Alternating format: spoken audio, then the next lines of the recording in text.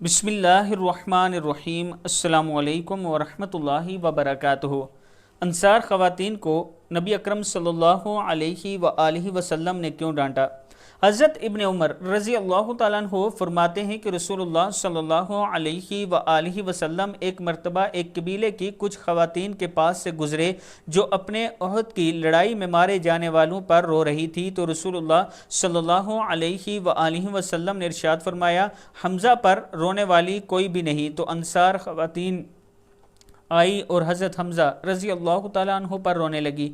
جب رسول اللہ صلی اللہ علیہ وآلہ وسلم بیدار ہوئے تو ارشاد فرمایا، ان کا ناس ہو ابھی تک واپس نہیں گئی، ان سے کہو کہ چلی جائیں اور آج کے بعد کسی مرنے والے پر نہ روئیں۔ ابن ماجہ کی حدیث ہے۔